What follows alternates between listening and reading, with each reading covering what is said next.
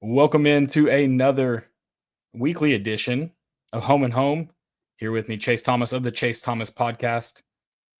We're missing Landon tonight. We won't hold him against him. It is baseball season. He's got a lot going on, so we'll let this one slide. But as March Madness ramps up, we gotta make sure we get him back for this. But I appreciate you joining me tonight, as you mentioned, kind of in our pre-show chat. This is the trifecta, obviously. The combine last week. You got spring practice starting soon. Of course, it is March Madness, and then baseball, especially with Tennessee going to Houston, facing a little bit stiffer competition. It really feels like you're getting into the heart of the baseball season. Obviously, a few weeks left until SEC play, but for all intents and purposes, it's arrived. I'm on Woj watch. Are you for this weekend with the Bonnies coming into town? No, you're on what watch? Woj watch. Like Adrian as in Wojnarowski, okay. now the GM Oh, of St. Bonnie that's right. basketball, and the baseball That's team's right. here. I mean, how is he going to be the GM of multiple sports? Do we see Woj with the team? Who knows? What did you ever see what his cell phones actually sold for? No, I wonder what, because that was a. I assume you saw that story. He was. no. Oh, really? He was selling. I'm sure he was selling more, like sports memorabilia. I hope. Surely it wasn't Uh, just this, but he was selling cell phones that he had previously used. So they were labeled. This phone was used to break the news of the NBA canceling the 2020 COVID season, and this phone was used to break the news of such and such trade. I can't remember what all was in there. Several phones in there going for sale, starting at $300, I think. Woj is selling him. What Woj is selling them to benefit the Bonnie's NIL. So he was just like collecting phones, and also how do you verify which one and why? What is the Yes. appeal of like, oh, I'm the phone that broke the KD to the Suns. That's the phone I need. I don't I, understand what I don't understand. And then this feels like a John Voight car situation for all the Seinfeld fans here, where it's like I'm driving around. I feel like you bought that car just because John Voight owned mhm. that car, a LeBaron, and I feel like that's what you're doing here, where you're like, who's gonna know? No one when you drive around the car, no one knows that it's John Voight's car. No one knows that this thing that's in your house that you put up in this wall Right. is Woj's phone, and then having to explain it, I couldn't do it. Having to explain it over and over would be tough because there are some weird things I would probably buy as far as Tennessee memorabilia goes. But that's the But thing. look what you got going behind you right now. You got South Doyle and Tennessee helmet. That all Yeah. works. You don't have to Yeah. explain that. Like that's it's Right. pretty easy. It looks good. It's a good combo. Sure. Yeah. I need to do a tour of my cabinet back there because I've loaded it up. Yeah. It's looking pretty good. So I need to do that one day.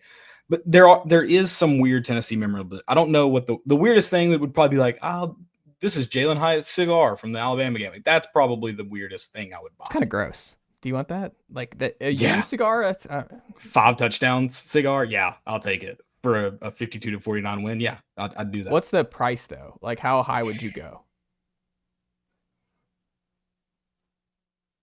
I I'd have to be in the moment. I think you'd have to Mm. get me caught up in the moment. I believe because I Like would you go over 1,000 for it? right now as we sit here, no. Okay. But if you get a guy, do I hear 300? Do I hear 300, 400, 450? Maybe. I don't want to say no. You can't go to any like big time Tennessee auctions here, Caleb. No, You no. gotta protect yourself here because I Well, think you could get in the hole pretty quickly here. absolutely. Or just go with the understanding that I am only allowed to view. But even still, can you how do you like do you leave your wallet in the car? Like how do you make sure that you're only there to take part in the or to view it A from an outsider babysitter. perspective? I would have to have a babysitter. Yeah.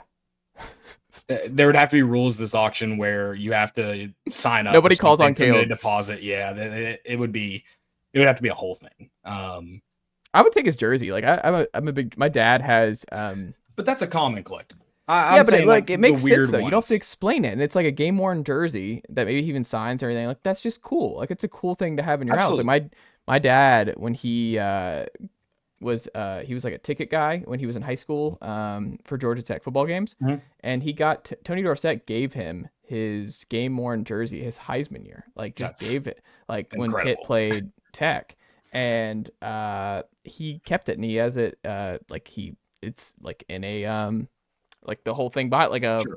like a whole presentation, I guess. I don't know what to call it, like a whole A uh, shadow box or a yeah, like that kind of yeah. thing. But he kept it forever. Like that's it. awesome. It's an awesome thing. But I don't know, like what people get, like a phone, stuff like That that. that I don't. one's that one's weird. I just think there is some obscure things I would buy, but it goes into the whole thing of it's also who is big enough. You have to be at some level a fan of a journalist to buy the phone at some Yeah. point. So it is weird. I would say the most. I don't have to explain it too much because they're very bright orange, very Tennessee orange. But I have seats from Thompson Bowling Arena, Mm. and obviously, like I've seen some older ones from. Trying to think where those were out of. It would have, but they're not orange, is what I'm getting at. So you would really have to explain those. Why do you have that kind of deal? Whereas the Thompson Bowling Arena bright orange ones, everyone they may not know they're from Thompson Bowling Arena, but they know they're Tennessee chairs. Mm. So that's probably one of the more obscure, weird ones, I guess, that I have no use for. See, that's one I was on Facebook Marketplace, Chase, and I saw, did not think about the price tag. I think they were 200. I just pulled the trigger. Just did it. I said, hey, if these are available, I'll be by to pick them up this afternoon. And What's did the most outrageous drunk purchase you've ever made? Rock Band Okay. in 2017. Mm. An entire set, not just the game, video game, drums, still have it, guitar, 2 guitars, and a microphone. Picking up some dust these days. I did move it to the new house. Okay. And the only reason I haven't played it in a long time, we used to do Rock Band nights. We had a few Rock Band nights, like me and all my friends would get together, just drink and play Rock Band. Mm-hmm. And I let Landon borrow my PS3 to play NCAA 13. So I can't play it actively right now. Mm-hmm. Otherwise, that's a good point. We need to bring those nights back, Chase. Good call. Great call. It's been a while. Do have to knock the dust off. A little, there's a little dust on the bottle. We'll get it off. Yeah, get playing the what was that one song? It's the song I always had, like that main song. What do they call the Tings, or what was that song? Wait, they don't know you like I do. Wait, you know that song? Yeah. What is that? That had to be on a new Rock Band. Was that the new Rock Band? Oh, I mean, it's just that's a fairly new song, I think, right? Is it? Say fairly new. A lot of Rock Band was 80s rock, some 90s. Okay. Yeah, I mean it's like early 2000s, I think. Yeah, like 90s. Yeah. I was a cherry pie guy. Okay. Yeah. Weezer, Buddy Holly was on there. Mm. Great song. All right, we'll jump into the show because I'll stay on this tangent. Where are you at on Incubus? I don't know what's Incubus. The band Incubus?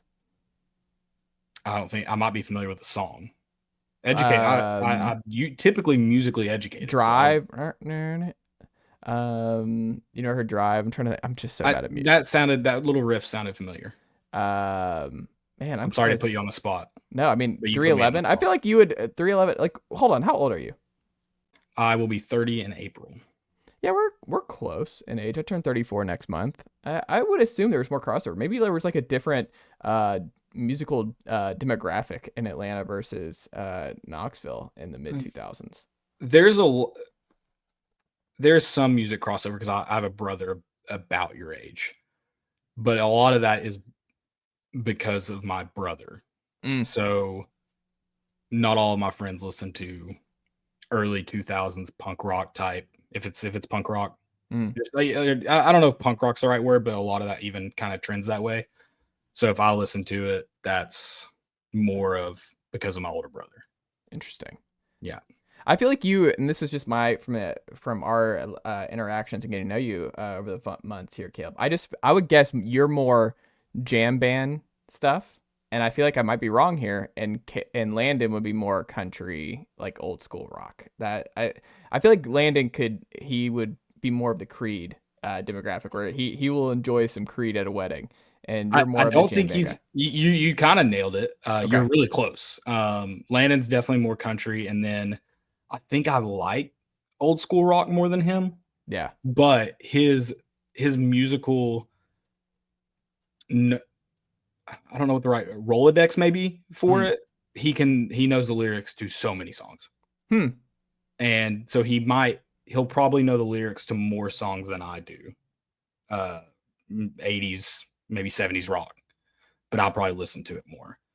Jam bands, I do like jam bands more, which this is adjacent. Alt rock, Yeah. but that's pretty adjacent to it. So yeah, I mean, you were really close. That was impressive. That was, I mean, because we haven't talked about music on here, I don't believe. No, we That's haven't. just viewership, just watching from afar. Yeah, I don't know. I like And I the haven't been to any concerts, I think, since we've been doing this, which is sad. I used to go before 2020, especially. I mean, I at least minimum once a month, sometimes twice a month, because Millimon hosted a ton of stuff I liked prior to 2020. Now it's hit or miss there down there. I'm now that I've been hosting a daily show and always have my headphones on for like, I guess 8-9 years now.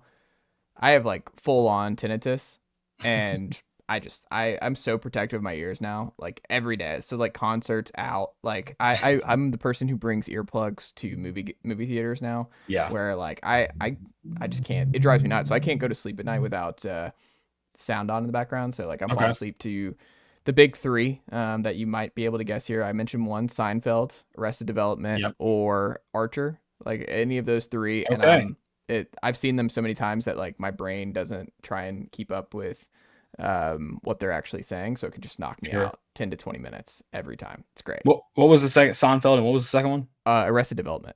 Did you ever watch that? I did. I really liked it. It's not a show I go back to. I don't know. Seasons 1 through 3 is still, I would say, it's just like paced so weirdly. It's a great show, but it's just paced very strangely. So it's not a go back to. It's one that I can't believe got made on Fox and lasted for even 3 years on Fox. But Jason Bateman's just a genius. Yeah, that whole show is just that SNL class doesn't get talked about enough, and what they're doing right now is just unworldly. What they've done in the last 5 years in movie and TV is crazy. Just the 5 years alone, and then you go back farther into their SNL careers, and they don't get enough credit. Can I say this? This might be unpopular for our demographic watching here. I gotta tread lightly. You brought up SNL. I think people went way too far in the Shane Gillis like couple of beers segment. Like it was funny. I didn't get an audible laugh there, but like it was funny. But I mean, like I like Shane Gillis, but we don't have to go overboard where it's like that was great. I like Tires, his show on Netflix. It's great. It's really funny. That one gets me some audible laughs. Like my wife and I are excited for the next season of Tires. Like it's a very funny show. But I felt like I was taking crazy pills where I'm watching these. I'm like, it's fine. Like I'm smiling at them. Like they're okay. But it was like I thought somebody who was like they want to make it seem like it was the Nate Bargatze like founding fathers bit. Yeah. Which was legitimately like I was laughing out. Shane Gillis had funnier sketches in that show than that. Yeah, like I just didn't understand what people were like. That was the funniest segment on SNL in years, and I'm like, I don't think that's accurate. I mean, everyone has their own opinion on it, but I was just like, here's the problem, and this sounds like I'm gatekeeping SNL, and I am a little bit because this comes up almost weekly. Anytime there's a good host, Shane, it came up both times. Both times Nate Bargatze's hosted. There was another one in the mix in between those two that it came up. That was a really good episode. I can't remember who, but these people who don't watch SNL weekly or even often, they just see a few YouTube clips. They will repeat over and over. They'll see a funny sketch from SNL and they'll say, "This is hilarious. This is going to bring SNL back. It's not funny anymore. It used to be so good in usually the Will Ferrell era. Some will go to the Farley era. Both great eras." The problem is they didn't watch SNL during those eras. They see the clips on YouTube. They don't watch it now. They see a clip on YouTube from time to time. And SNL as a show, if you watch it, is not fun. Like it's not. More often than not, you're going to see a dud of a sketch. And then the goal is to have 2 or 3 popular sketches throughout the show. And then the rest you just hope hit kind of deal. And the Will Ferrell, I think they still have it on Hulu. I loved getting to watch all the old SNLs and the full episodes. There's some tough episodes in that era. I mean, bad. Well, I think that's just the way it is. It's a sketch comedy show, and sketch comedy, it sucks until it doesn't. It's just part of it. Yeah, you want to bat like 200, like 2 for it's 10. baseball. Yeah, you want to like it's unrealistic to just expect like to be able to just hit all on hit all these segments like you're saying. Like I mean like Norm Macdonald's probably top 3 comedian for me all time. Mhm. Like I love Norm. And his weekend updates were fantastic. Like Norm Macdonald I think was just so different and I enjoyed it. But I also think when people like the Colin Yost and Michael Che Colin and weekend Che's weekend update, their run has been incredible. yeah, and I don't think they'll ever get credit for it because it's like, oh, it's never, it doesn't match up to so and so. I'm like, it's pretty funny. Like Yeah. when they wrote each other's, when they wrote their each Mhm. other's things to say. Well, how long ago was that? That wasn't that long ago. Well, Uh, they did it. They had a run where it was a reoccurring bit. well, the one with Scarlett where they bring up Oh Scarlett yeah, Johansson and everything. yeah, Like, you know what I'm talking about. yeah, Not we won't say it on this program, but it was very much laugh out loud. Like those right. two, like it was great. Like so, it's just like you said. I think every era, everybody from everyone's era thinks it's better. It was better then than it is now. And I think this new cast is fantastic. Yeah, I think they're really funny. yeah. I just also don't think it has the same because of everything that's changing with streaming and options. It's just it can never be like actors and actresses will never be as powerful as they used to be because Mhm. it's just TV is kind of overtaken the movie going experience, especially post COVID. Um, it just you're never gonna have those superstars, and I think you're never gonna SNL is not gonna be cranking out the next 15-year comedy legend like a Sandler or a Farrell like they used to because they don't make those movies anymore. So it's like Right. Farrell was able to just launch into that. Michael Myers was able to just launch into that. Like Sandler launch into it. What was the last great comedy movie you went in theaters and saw? Like they don't make Yeah. them as much. I wish they did more. Like my wife and I watched the is it Almost Pregnant or Kind of Pregnant? I think with Amy Schumer that Adam Sandler produced. It was funny. Like we laughed. It Yeah. was pretty funny. But it was a movie that you would have put in theaters 7 years ago. That would have done pretty well. People, it would have been like there've been quotes that people would have made their group of friends. Like if you were in your high school, college years, your friends, Right. you would have gone and you would have said something like, "Remember that line?" Blah blah blah blah. That doesn't happen anymore. There's no Anchorman where you're gonna quote for 12 years straight. Like every guy, like it just I don't. Yeah. It bums me out honestly because I want more and more comedy movies because I mean that's just I love them so much. Like I'm grateful that Superbad came out when I was a senior in high school. Like that was the sweet spot. Like I was on the Yeah. floor laughing. Like I fit like with my buddies like in the back row dying at Superbad. And I'm just really really glad that it came out when it did. That like I don't know, it kind of makes me sad that there aren't as many of those kind of movies just happening in theaters these days. Yeah, and I mean, you get obviously the Adam Sandler universe. I think there's a lot of reasons. You're right that it's the way movies are brought to the public, but also with you have Will Ferrell's incredible run. Adam McKay is a big part of that, Yeah. and then the whole Sandler universe. You don't have there's not a group of people that are capable of that. And then Paul Rudd, Jason Segel, and I was talking about this the other day, and I still can't remember the director's name. Who's the director in all those rom coms? Judd Apatow and some of Judd them. Apatow. Yeah. Judd Apatow. Like, you don't have groups of people running together like that, and Yeah. so it's gonna be even Because tougher. I think everyone's spread out. Like there's just so many options now that you're not forced to put a lot of these people together and then they get comfortable with each other Right. and then they go on this run. It's just everyone's just kind of doing their own thing. I feel kind of bad for like people like Glenn Powell, where if it was 20 years ago, Glenn Powell would be a gigantic like Leo DiCaprio Mhm. type star. But because movies are just not what they were in terms of just big time status. I mean, I just don't think there's a tipping point for what he can ultimately be in 2025 as a celebrity. I don't think it's as big. I mean, Timothy Chalamet is on a big run, but I don't know. It just doesn't feel like you're gonna have any more Tom Cruises and Brad Pitts and Leo They're, DiCaprios. they're all gonna be live acts now, whether that be athletes or musicians. Hmm. Maybe we get into the day Broadway stars will be the next hits. It'll all be live shows. Once they convince people Broadway's cool, Yeah, it's gonna go off the charts. Actors are back. actors are having a moment. Yeah, yeah. All right, I do have some stuff I want to hit on with you, so I better get going. Otherwise, people are I going to mean, get on this to me for my naturally leads to tangents. Tennessee. I think there's a lot of crossover between Glenn Sure, Powell fans and Tennessee fans. absolutely. Yeah. I'm sure there's a lot of SNL fans. I mean, Or for Vols fans. sure. This is a good lead Yeah, in. I mean, it's a good lead in. everybody was thinking about this stuff, so we condensed it. I do. I guess. I mean, this isn't really sports, so let's kick off with this. It is sports, but it's the outside world of it. I want to get your thoughts on the James Pearce Jr. We'll call them rumblings, because there's a lot that doesn't. Not that it doesn't make sense. That's not the right way to say it, but a lot of interesting stuff being told. And is there truth in it? Is it all true? Is none of it true? Is it going to hurt him? What is your take on this right now? And for those that don't know, it's just the character issues that have been brought up prior to the draft for James Pearce Jr. I mean, the people more in the know I think it's overblown.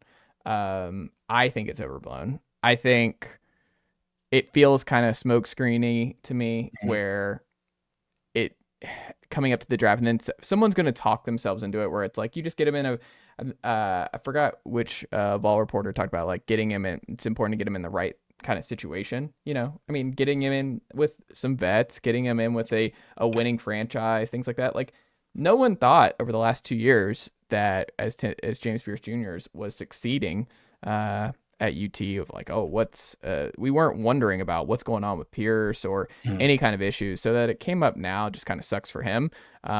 He tested really well at the combine, that I think should help him, especially with his speed off the edge and what he's been able to show on tape over the last 2 years.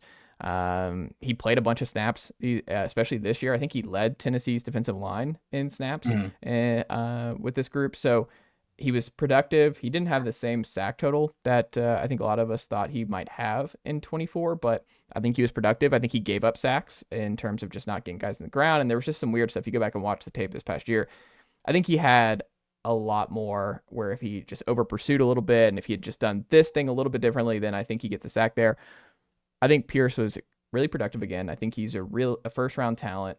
I think this stuff just seems to me very overblown, and I don't think it really fair to him with what's been thrown at him the last couple of weeks. And my gut is it's going to drive me nuts. He's going to fall to the Eagles at the end of the first round or something, and the Eagles just immediately kind of add awesome. him, and he's going to be great for the Philadelphia Eagles for the next couple of years, and you'll never hear about this nonsense again. I don't know. I just feel this is very much overblown, and I feel bad for Pierce that he's having to deal with this because, like, I mean, he played for Rodney Garner for 2 years.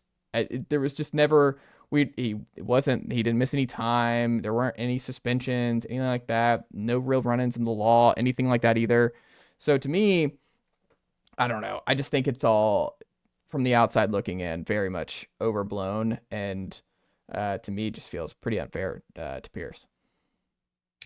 Yeah, and I'm along the same lines as you. I did not know he had the most snaps for this defensive line, but I even saw the quote that his character issues and his, I guess it wasn't said directly work ethic, but how he played related to his usage. And that one stood off the screen to me as, well, this person that said this doesn't watch Tennessee. And I know I'll watch more Tennessee than most people, especially those in the NFL.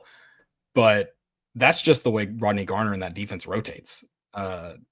Maybe he got a little bit less than last year, or maybe he got a little bit less than we thought he should. First off, I think him, Amari Thomas, are on the field far less than they should have been. So you're not going to find me saying, no, it was perfect. But that's just what they do. And so I thought that part of the quote was interesting.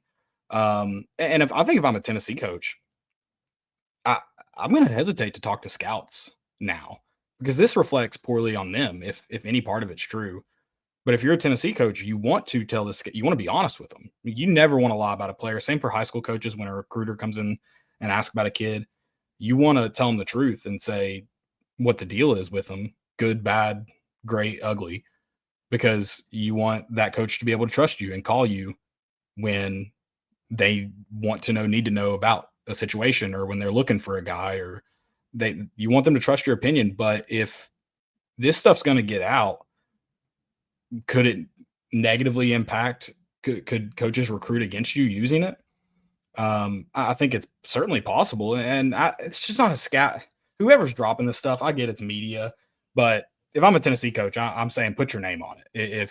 it's true, because that was conversations between us that about, not confidential is not the right word, but it's about a guy in our program that we love. But I'm going to tell you the truth.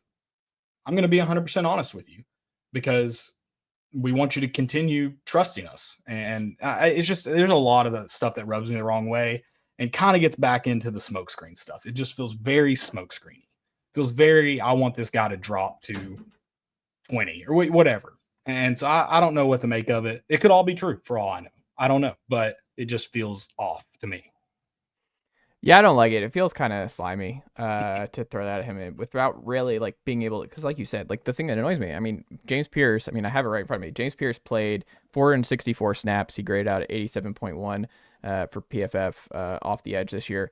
The next closest snap count leader was Dominic Bailey, who is 63.9. He didn't have a great year on the strong side defensive end, replacing Tyler Barron. And then you have Joshua Josephs played 365. You look at Amari Thomas 321, Bryson Eason 363. I mean, for someone who they're talking about like like you said, the production and snaps, like he literally led the defensive line in snap counts. Like what are we talking about here? I don't. That's even crazier. He didn't even start last year or 2 years. Yeah, he didn't start last year. So what are we talking about? 2 years ago, he started last year, right? I'm talking about 23. Yeah, like this past football season. Okay. Yeah. Gotcha. Yeah. How many starts did he have in 23? I don't think he had many starts. See, I don't know, again, because of the way they rotate. I assumed he was listed as the starter, but maybe not. I thought Roman Harrison started most of 23. Maybe I'm wrong. That could be absolutely right. But sure, yeah, it's a weird one to me. And like I said, maybe those coaches are just having that conversations with James Pearce Jr. about, hey, this is what we said, this is what we didn't say. Don't believe this crap. If you practice poorly, I'm sure those conversations were there with him. I hope. I mean, that's part of just building a program. But then you had the quote that Tennessee coaches were kind of able to relax and breathe when he's out. I'm not buying that. I'm sorry. He's too good. Coaches at every level of football have overlooked so many things for players worse than James Pearce Jr. Not buying that for a second. Well, I also think it feels like kind of convenient because I've said all offseason, people are going to nationally hit Tennessee for losing Pearce and being like, oh, I don't know, this great defensive line for a year ago, I don't know how they replaced Pearce. And it has nothing to do with Pearce. It has everything to do with how Chop and Garner have recruited and developed that position and the defensive line in general. Like, I think Joshua Josephs, who had a great year, who is now going to step in as a 4-year starter, and you have Cale Perry, a year older, Jordan Ross, who could be the next James Pearce, as a former 5-star from Vestavia Hills. You have Christian Gass, 4-star coming in. I think he's going to be a Leo, out of Georgia at Eastside.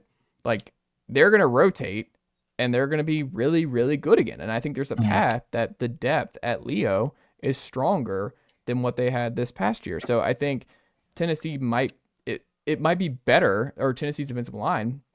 It would not surprise me if they're better next year. It wouldn't surprise me if you're able to move Don Bailey inside, which I think they should do, to free up Tyree West and Tyree Weathersby on the edge, so you can get more of that Tyler Barron pass rush on the opposite side. Sure. Bailey's solid, but he's just not great. Like, he's kind of like Roman Harrison on the other side, right? Where Roman Harrison's solid player, but there is a limit to what he can actually be as a Leo, and actually getting home and getting the sacks and really wrecking havoc in a way that Tennessee needs. I think Tennessee, two things can be true, where James Pearce Jr. was good for Tennessee these last 2 years, but I also think I would believe the staff not missing him, not sweating losing James Pearce because of what they have behind him. And that's not James Pearce's problem. Yeah, I just don't see it as we were relieved to get him out of the program. We're glad he's not returning. I'm just not buying that. They'll take him 10 out of 10. I promise. Right. If you tell me that they are just like okay with moving on because they're like, we like what we have behind him, that I believe. But in terms of, so I mean, that's how I would view it. Is like, it's less about Pearce and more about, hey, we've recruited Leos really well, and we feel really good about our Leo spot in 25 too. No, absolutely. Turning the page to basketball. Big win on Saturday. Were you pacing? Was that a pacing game? It was, I mean, it was a little, especially down the stretch. I mean, it was definitely because Zakai didn't have a good game, Hmm. and it's really hard for Tennessee to pull it out when Zakai does not play well. And Igor, another rough game for him, foul trouble late. Gainey was awesome, came through for Tennessee in a big way. Um, Obviously Meshack with his 2 buckets down the stretch, and obviously the 3 was gigantic. But um, I was pacing, but I will tell you, I did not feel good about it. I mean, Mark Sears going off. Like if you told me Yeah. before the game that Sakai would have a rough game, Igor would have a rough game, and Mark Sears went off, I would have a hard time believing Tennessee won that basketball game. But Yeah. that's what happened. Like Absolutely. Mark Sears outplayed Sakai all game long, and Tennessee still won. And Mhm. a lot of it's a testament to what Jemai and Jordan Gainey did for Tennessee, especially Jordan Gainey, because like Jemai was awesome down the stretch and he had the big shot, and it's just I'm incredibly happy for Jemai. Jordan Gainey was the most important player in that game. I think as Eh, he has been pretty much yeah, at Gainey least was doing one night a more week. longer. You know what I mean? Like the minutes added up more for what Gainey did over the course of that whole game. Mhm. Gainey was awesome. Like Gainey has just been the under talked about just elite role player for Tennessee all conference He, play long. Even with the shots aren't falling from 3, he does everything else, and he's still getting he's shots gotten up. so much better defensively. Yeah, like Gainey's It great. helps you a ton. Yeah. Would you like to offer? I gave Landon the opportunity on Sunday. We did a Jamal Meshack apology episode, not for me, but for him. And I just want to know if you wanted to issue that apology too. He's a winner, no doubt. Rod Clark said it on Tuesday night. He's in the lineup for a reason. You saw Okay, that on Tuesday and Saturday. okay. So how do I phrase this? Here's what annoys me about this whole conversation: is that we just get rid of all the nuance. It's just now it's like Meshack made this great shot, and Meshack was critical for Tennessee to win that football game, that basketball game in the final minute. Meshack played exceptionally well against Alabama. Our My criticism of Meshack for the majority of the early part of conference play, I think is still fair, and I still stand by like those struggles. Meshack has struggled this year, especially offensively. Tennessee has struggled out of the gate with Meshack and Akpara on the floor together when Igor's doing his Olivier Commois stuff and Zakai is not being aggressive. A lot falls on Chaz Lanier, and it can get pretty ugly to start the game. My It's never been like I have. You can play the tapes. Like I have been a Jemai Meshack fan at Tennessee for 4 years. Like he is a great player, and I'm going to miss watching him play. However, I will stand by that. I even still now think that Jordan Gainey should start over Jemai Meshack, and that Jordan Gainey But is does like but does I part don't of you feel like the staff has gotten their lineup right with Gainey coming off the bench? know because I would ride that group into the But what ground if because I he think the doesn't? numbers are still better with Gainey. Like it's still a Right, but we better haven't seen him lineup. as a starter. Right.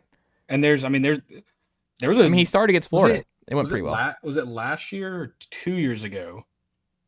Zakai went through a stretch of being injured and would Yeah. come off the bench, and I think told Rick Barnes that he likes coming off the bench, and Mm. pretty much was told, "No way, you're not."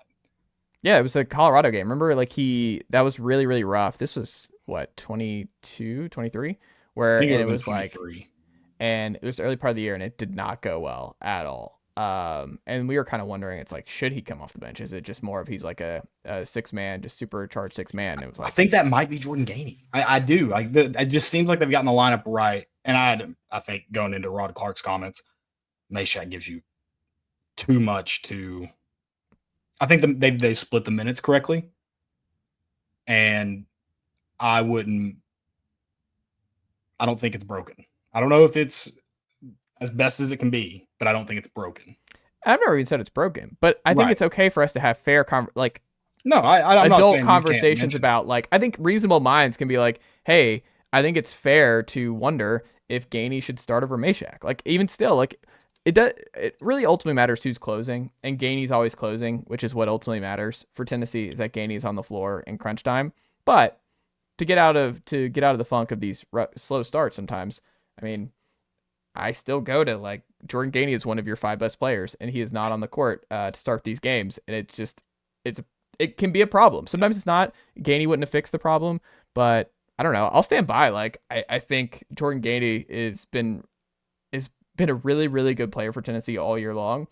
And it would still be worth experimenting how Gainey I don't works in think the starting anymore lineup. at this. I think they've passed that. Why? Why? Like it's what if they lose and they Chris Beard puts them in a blender in Oxford tomorrow night? Like that's still the 1 seed's not locked up. This season's not over. There's still more basketball to be played. Like I don't know how tomorrow night's gonna go. I hope Yeah, they but win. if you start Jordan Gainey against Ole Miss and lose, Well, hold on. Let me be clear. They're not doing any of that. They're I'm running just saying like yeah. you're talking. Okay, it's not too late to try it. Would if you lose to Ole Miss with your current lineup, if you go in and start Jordan Gainey and sit Jamal Meshack against Ole Miss, the fans will have heads.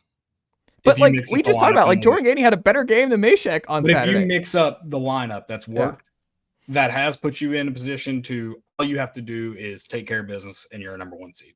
Yeah. If you go in and mix that up and lose the 1 seed, lose to Ole Miss. Oh, let me be clear. They're not doing that. They're not mixing it up. You think these people hate Rick Barnes now as a winner? They could still be a 1 seed and people would remember this for 10 years. I mean, that's fair. Optics matter, and it would be bad optics. And like I said, I don't like this feeling because it makes you feel like you're anti a certain play. And I'm like, I'm not. Like, I am very, very much pro Jemai, but I'm also very much pro Jordan Gainey. And I just think it doesn't matter. And like at this point, because like when I was really going to die on this hill, it was middle of the conference play. And I still thought there was a chance because Tennessee was so uneven in conference play that I thought there was still a possibility that Barnes might make that move. There's no chance. It's not going to happen. There's no chance. So it doesn't really matter. I will say, Jemai impacted that game far more than analytics will ever show. Unless you dig into the defensive analytics, he impacted that game greatly. And then I think I do, I'm not saying you can't ever mention it again. It's against the rules. But the final 30 seconds of the game was Jemai Meshack showing everyone why he should be on the floor every second that the clock is ticking. He deserves to be on the floor. Not to say he should play 40 minutes. There are games where Jemai struggles and like Igor. I'm not saying like that's he what I'm shouldn't saying. Play 40 minutes. That was just saying he has earned every second of every game. If he's in there, it's because he's earned it. And that's not the only 30 seconds that he's produced. That's not the only game he's produced. But there's just not a guy that I'm glad it all clicked because I think Jemai's put himself in positions to win Tennessee games, but he doesn't have the offensive ability to do it. And then finally he gets the opportunity and knocks it down, and it looks a whole lot better. Yeah, I mean, Gainey 6 for 13, 6 free throws. And he was incredible. He's been incredible all year. I mean, he's a really good player, man. And look, I think too, it's just kind of like that. What I think Tennessee's best weapon is like for every fourth game. I mean, Igor's on a really bad slide right now. Like it's been rough last couple of games for him. But I think it just comes down to like I think Igor will close over Jemai like every fourth time. Like when a good Igor game, it's like all right, Igor is gonna have to close. And every other game, I'm okay with closing with Jemai at the 4, Gainey at the 3, Chaz at the 2. Sakai at the 1, and Felix at the 5. Igor did foul with 36 seconds left and got his ass chewed by Rick Barnes, and it ended up being the right thing to do. But I mean, he was what 4 fouls on Saturday. I think that was his 5th. Was that not his 5th? I thought it was. I thought he fouled out. I thought he had 4. I didn't think he fouled out. I think he had 4 in that, and then I think he fouled out on that intentional. He did foul out. Yeah, that's right. That was the 5th foul for him. Yeah, but he played 20 minutes, 3 points.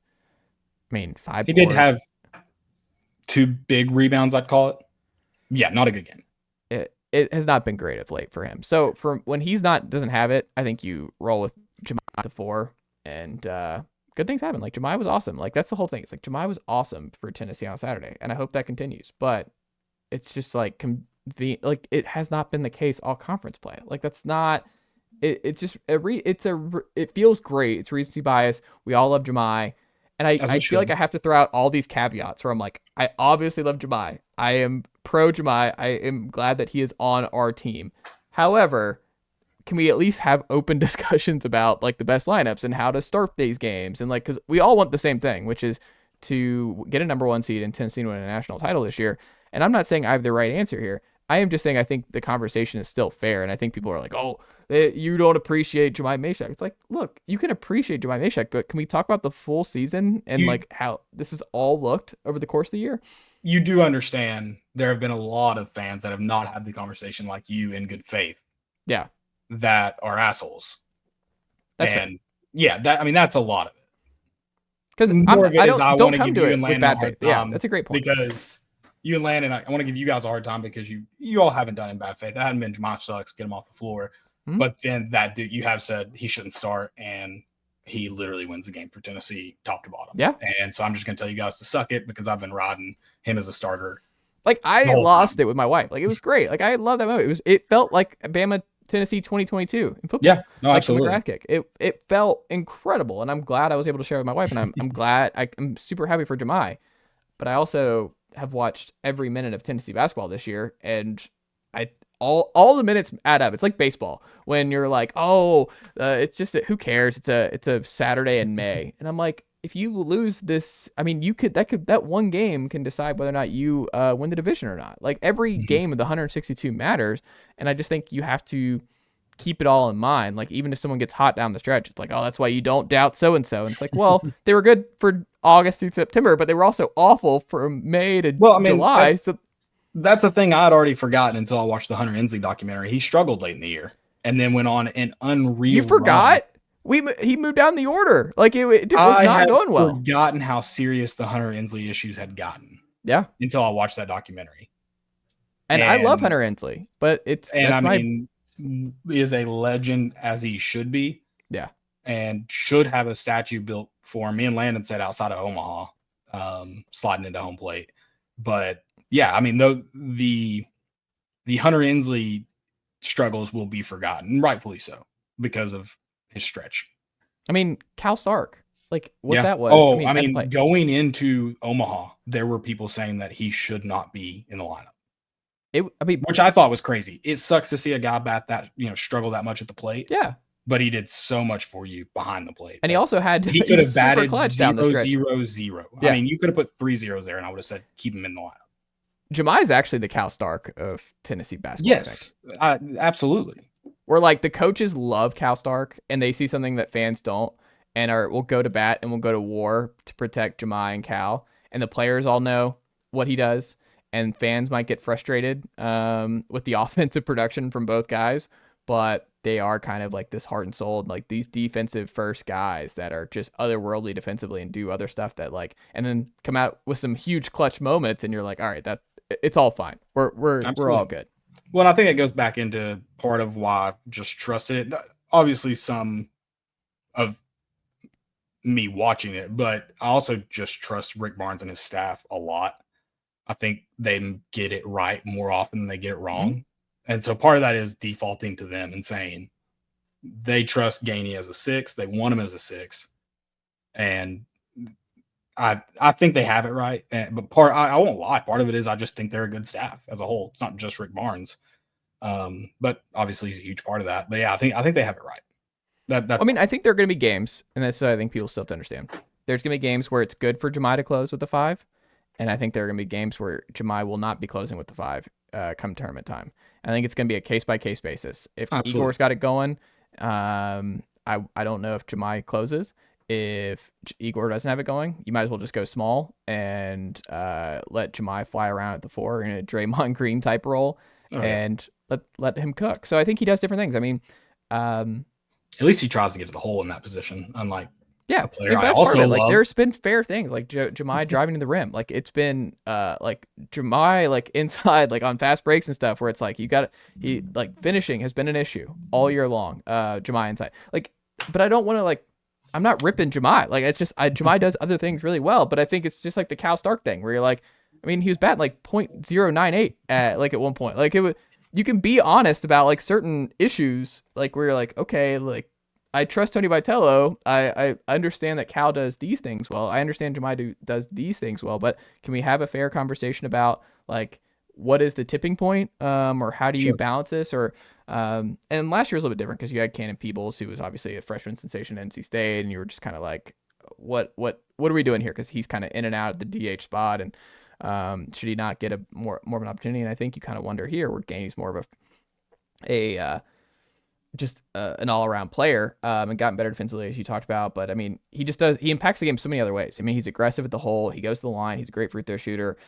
He's so good at the elbow. He does a lot of stuff just really well for Tennessee. And I think I like all of these players. I love the 8-man unit they're running, but I do think we can talk basketball without it being like personal or just hateful or bad faith and all this other stuff. It's like, we all want the same thing. If you're going about this in good faith, and you can have these conversations without yelling and just being. There are some fans who relish the opportunity to say how bad a coach is of their team, and they root for Tennessee to lose. They and just don't be crappy. Misery. Don't be like just like I don't want to be like. I love that Jemai hit that shot. Like that's the person where it's like, oh, I can't believe now my argument's more invalid. If you winced when Jemai brought the ball up and nailed that shot, then your priorities are out of whack. Like, it was awesome. Like, I didn't care at all about as he brought the ball up the court. You didn't wince.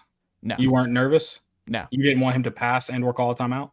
I'm gonna be completely honest. I was not thinking at all. Like, I was just like, I love Jemai, and I was thinking sprint up the court and call a timeout. Yeah, I didn't want a timeout because I love FIBA rules. I hate college basketball has a gigantic end of game problem. That these games that they think will go 2 hours always go 2.5, and it leads to Tennessee playing with like being on TV at the 12-minute mark of a game because they're so far behind because they don't realize that these games are not going to be done in 2 hours. And I hate the timeouts late. I hate trading timeouts and getting a shot up. No timeouts under 2 minutes. I would have that rule. No timeouts under 2 minutes. You got to roll the ball up. It's way more exciting. I would get rid of intentional fouling some way. If we go to the Elam ending or something, that's fine. I hate the fouling to try to get back into a game. Despise it. Yeah. I was more surprised because Brian talked about this where it was like he thought it was going to be the Jordan Gainey play against Illinois, right? Like that's kind of what you thought. When it got in Jemai's hands. Yeah. Again, I am a massive Jemai fan.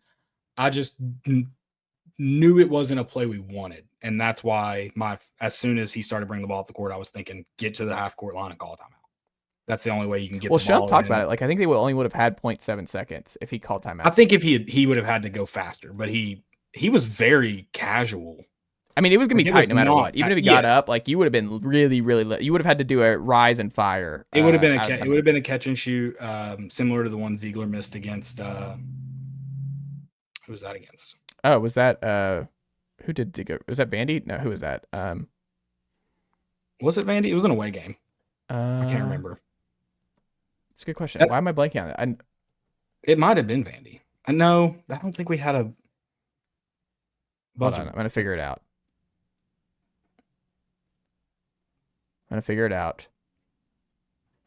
It was off to the side. Had more. He didn't have to catch and shoot, but I'm okay with it, by the way, for what it's worth. Am I crazy? I thought it was Vandy. Maybe I'm wrong. It may have been.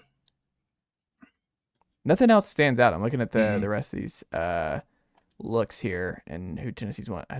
Nothing else checks out here. But it must have been then. Yeah. Yeah, but it would have been that play. But again, as much as I love Jemai, I know he doesn't impact the game offensively. And I know that's not who Rick Barnes wanted to have the ball, as is evident by the way he tried to get a timeout. So that would have been my move, but it all worked out because I'm an idiot. So it's not a big deal. Is Tennessee going to be a number 1 seed come March 16th? I think they have to beat Ole Miss tomorrow night, which is not an easy thing with Beard and company. I think they might need some help too. I think they need Florida to lose to Bama. Which is insane that's I still think Florida's better than Tennessee. I could hear both sides. Like, I think they're close. I think Tennessee, you can't put Bama. If Bama sweeps, that will piss me off if they put Bama as a 1 seed ahead of Tennessee if they sweep here this week. Just with what we saw from Tennessee and their one game against one another, they won.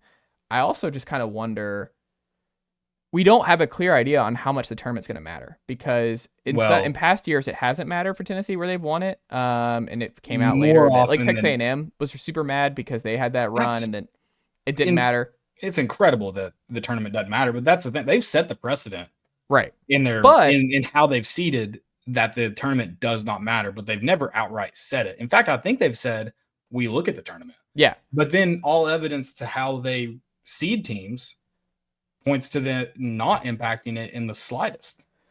right. And I think part of it's like I think it ends on Sunday afternoon, so it's like it's kind of late in the Texas process. A&M, but Texas A&M should have been in with a win on Saturday night to play Tennessee in the final. They Yeah, should have been in then. They picked on Monday. They had yeah, it that Texas A&M was not getting in on Monday, or yeah. I guess Wednesday when the tournament started, or Tuesday So for A&M. what I wonder though is because this is the best conference in college basketball this year, and because the 1 seed is coming down to these 3 teams, the final 1 seed between Tennessee, Florida, and Bama. Like I think the conference tournament has to matter because I think how I these think it 3 should. do in the tournament should matter. But I also think if you're Tennessee and let's say Florida beats Bama, right? And Tennessee beats Ole Miss and they go into the tournament and like Florida runs the table, Tennessee runs the table, and Tennessee wins the conference tournament, right? And Florida gets knocked out like in the semis or something. Um, like what if Florida still gets the 1 seed because the tournament doesn't value the tournament the same, the committee doesn't value the tournament the same way, and they still just already had a preconceived notion that Florida was better going into it. And then you're like, if you're Tennessee, that hurts in a double whammy because you went balls to the wall to win it, and you have a thin rotation as is, and now you had your guys wear themselves out in the toughest conference in basketball to get ready for the main thing, and it didn't even help you. So you just you added a bunch of tread to the tires that didn't need to. So I don't envy the spot that Barnes is in because he I think doesn't know for certain if the tournament's going to matter. And if it's not, then I would tank, like get out of there. Like if it's not going to last year matter. was the best thing that could have happened to Tennessee. It Yes. didn't hurt them, and they lost in the first round, and it sucked, but it didn't matter, and Yeah. you went on a run, and who cares? I think the tournament, the committee should have to make a determination and prove it in their rankings whether the tournament matters or not. It should be definitive. It should be There should be no transparent. Like say ahead of very, time, like we are watching every little bit and it will matter towards seeding. Like be but transparent about it. I think it has to. They say that, and it doesn't reflect. Yeah. And so I think it should have to reflect in their seating. And if it doesn't, just say it doesn't, so that coaches like Barnes can say, we're not playing this one. Yeah. Like we're going to play it, but if we lose, we lose. It is what it is. We're not going to play Zakai for 38 minutes in this game, or what, where Bishop Boswell is going to get 10 minutes. I don't know, but I think if you're playing good basketball, you're playing good basketball, go make it work. Yes, in my view, because of the way they've selected, the SEC tournament does not matter. I don't want to see Tennessee with an early exit, but if they do, I'm not going to sweat it. Yeah. I would love for them to go win it. That was a fun 2022. I don't know. The 2022 was fun. I'm like, I'm also just That not. team just wasn't going to win a championship, so winning the SEC tournament was a lot of fun. Yeah. I kind of feel similar about this team. I really hope they're a 1 seed because I don't think they're going to win it all. So, like, I want fun somewhere. I don't think they will. I think it just so much of it just comes down to the draw. Like what happens to Auburn and Duke before? I mean, I think they're gonna. Duke. Auburn gets beat by Duke, an Ivy League. right? Like what if Auburn in. goes down? I think anything's possible for Tennessee in the tournament. Okay, I like that. Like they're the only team right now. Florida probably too. You want to stay away from Florida, who I think they're just a matchup problem for Tennessee. Florida is a really, really good basketball team. They're a weird one in the way Tennessee thumped them at home. Yeah. I think that was just weird. Kai and Igor. I want one more. I want one more of those games to really see where they stand with one another because I think it's very, very close. I think Bama's a tier below, but I think Auburn's just unequivocally the best team in college basketball. So you just really need Auburn. I think they are too, but I want to see Janai Broome not get a friendly whistle. I want to see him get. I don't think it's not Zach Edey level, but he is able to play with his entire body and his elbows high, and he does not get whistled for it. He gets a Player of the Year whistle, and I think it's deserved. But I would like to see it a game against Tennessee where it's if you're going to let him do that, Tennessee gets to bang with him. So one or the other. Yeah. He's a really good player. He's a threat on the outside. Don't give him the inside. You don't have to give it to him. He's good enough to do it himself. You don't have to give it to him. I love it. Do you know Tennessee's down to Radford right now? No. 4-2 as we're taping this. Well, Bottom of the third. Isn't that Marty Smith's school? Radford? Is it? I think he's a Radford grad. No way. Hold on. I think Before Marty we get Smith's out a of Radford here. grad. Are you So looking where's this up? Marty Smith from? Virginia. I know he's from Virginia. He is from Radford. Okay. Oh. Okay. Virginia's fair. He did go to Carson Newman. Wow. Who? Marty Smith. I thought he went to Carson Newman Radford. for 1 year. He did. He transferred to Radford. Okay. He went to Carson Newman for a year? Yep. Interesting. Okay. I was going to say, where...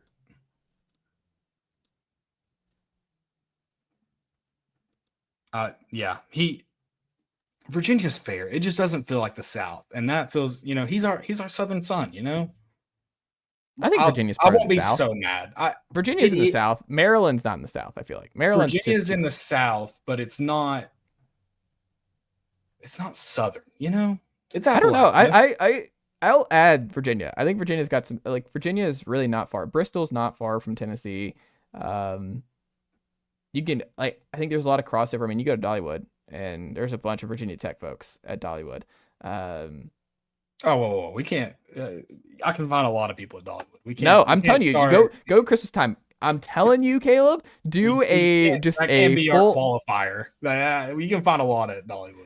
I'm telling you, the two most common college sports fans you'll find at Dollywood come Christmas time. This is #analytics. Is Tennessee and Virginia Tech, and I've said that these two are natural rivals, should be playing each other anyway. Like that Virginia stuff 2 years ago sucked, and Virginia sucks. So let's just not play them. But Vatech, passionate fan base. I would love to have the inner Sandman there. Home and home. I would love that to be how we replace Nebraska. I'm all aboard with that one. Like I know we're gonna beat Virginia Tech both times. That's also nice. Like I want to switch it out with someone I know Tennessee's gonna beat, but yeah, I don't know what they're gonna do. I know what they're gonna do. Go ahead and book your hotel room for Atlanta or Charlotte. I promise it'll be a neutral site game. There's too much money in it. Yeah, that sucks. It sucks. It really sucks. I said this on I think one of our shows.